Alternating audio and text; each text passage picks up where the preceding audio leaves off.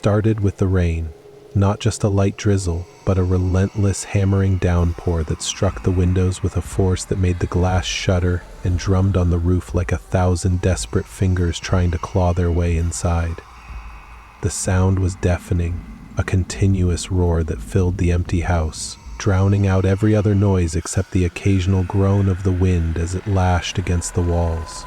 I was alone, tucked away in the small house I had rented on the outskirts of town, a place so isolated that no one would hear if I screamed. The thought crossed my mind more than once, sending an unwelcome shiver down my spine.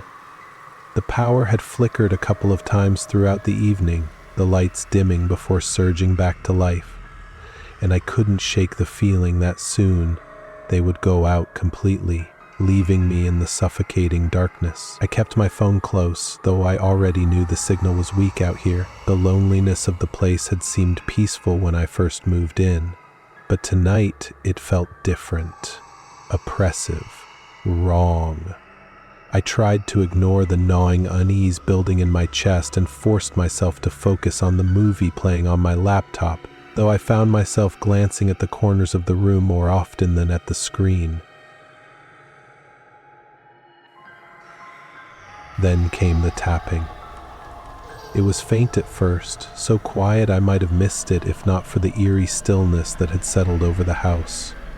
A soft, almost hesitant sound against the glass of the living room window. My entire body went rigid, my breath catching in my throat as my heart lurched into a faster rhythm.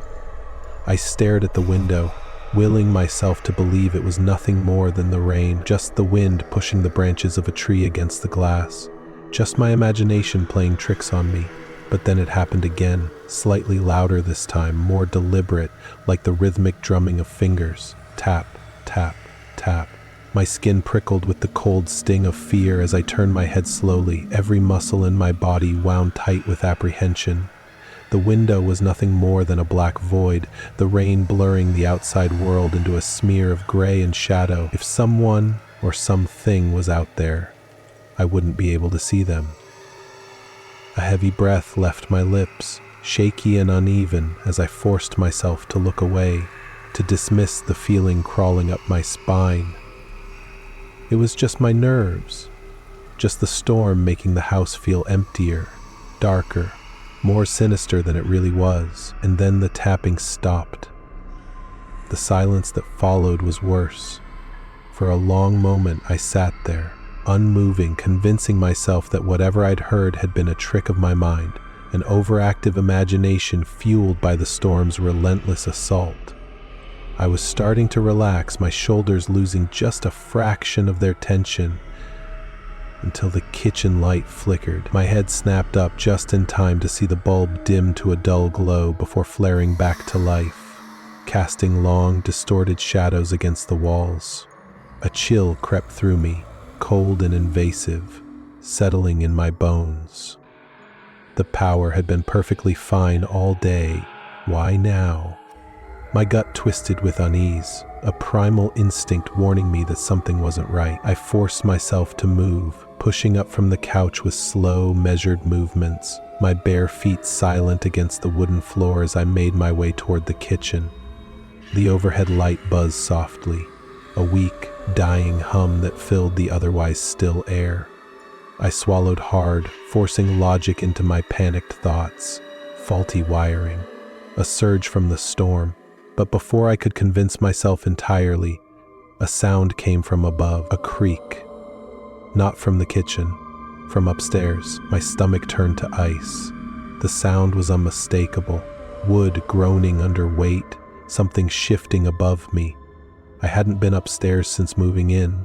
The house had an attic, but I had never bothered to explore it, had no reason to. It was supposed to be empty. It was supposed to be nothing but dust and forgotten insulation.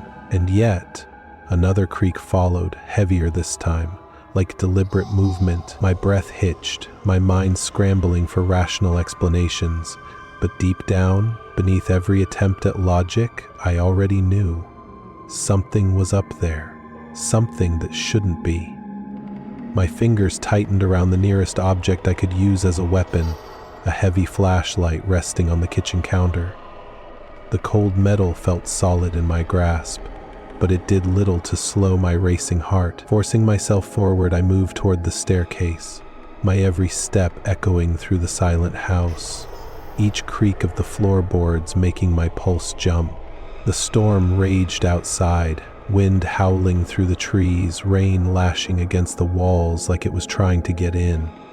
And then I saw it. The attic door. Slightly ajar, I didn't remember leaving it open. Hell, I didn't even know if it had been open before tonight. My mind raced, searching for explanations, for reassurance, but none came. I stood frozen at the base of the stairs, gripping the flashlight so tightly my knuckles ached, my ears straining against the oppressive silence. The wind wailed outside, the house settling with soft, distant creaks. But in the space between those sounds, beneath the weight of my own pounding heart, I heard something else, a sound so quiet, so insidious that it sent ice straight through my veins. Breathing. Not mine, not the wind. Slow, shallow, deliberate, coming from the attic. I raised the flashlight, my shaking hand aiming the beam toward the gap in the door. The light cut through the darkness, illuminating the wooden floor beyond. Empty. Nothing. Then, movement. A shadow shifted. Just beyond the edge of the light, I sucked in a breath, my fingers tightening around the flashlight. My body screamed for me to run, to leave. But I couldn't move. The breathing grew louder, closer, and then something stepped into the light. It wasn't human. Its limbs were too long, its body thin and hunched. The skin, pale and stretched taut, clung to its bones like wet paper. It had no lips, just a wide, gaping grin that exposed too many teeth, and its eyes, dark, sunken pits, locked onto mine. It tilted its head almost curiously. Then it took a step forward. I stumbled back, my breath catching in my throat. The flashlight flickered in my grip. The thing moved again, faster this time, and I turned and ran. I hit the stairs hard, nearly falling as I stumbled down. Behind me, I heard the sickening sound of nails scraping against wood. It was coming. I bolted to the front door, yanking at the handle. Locked. My fingers fumbled with the deadbolt, but my hands were shaking too badly. A creak. Right behind me. I didn't look. I couldn't. I threw the door open and ran into the storm. The rain hit me like a wall, soaking my clothes in seconds. I ran blindly, not stopping until I reached the tree line. I turned back, panting, my lungs burning. The house stood still and silent, the front door wide open, the darkness yawning within. But just before I could look away, something moved. A shadow standing in the doorway, watching. The grin never faded. I never went back. But the nightmares never left. For weeks I would wake up in a cold sweat, convinced I could still hear that slow, ragged breathing. Every creak of my new apartment sent shivers down my spine. Every shadow in the corner of my vision felt like it was waiting, watching. One night I received a text from an unknown number. It was just one word: soon. The nightmares got worse.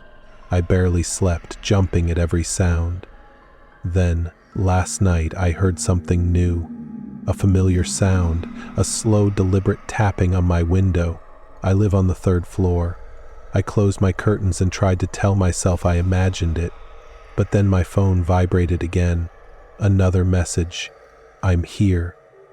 I didn't move. I couldn't. My breathing was shallow, my heart pounding so loudly I was sure it could hear me. The tapping started again, louder this time, more urgent. The doorknob rattled, first a soft test, then a violent shake. My breath caught as I pressed a trembling hand over my mouth. The lock held, for now. My phone slipped in my sweaty grip. It had followed me. I had run from that house in the storm, thinking I was safe, but the tapping on my window proved otherwise. The footsteps retreated, slow and patient, not leaving, waiting. The air felt thick, suffocating. My phone vibrated. Another message. Not yet. My stomach clenched. I forced myself to move, checking the door, every window. locked, secure, but deep down I knew none of it mattered. I heard it, a whisper, impossibly close, chilling my skin. Moral of the story is, not all dangers hide in the dark. Some lurk in the rain. Always be aware.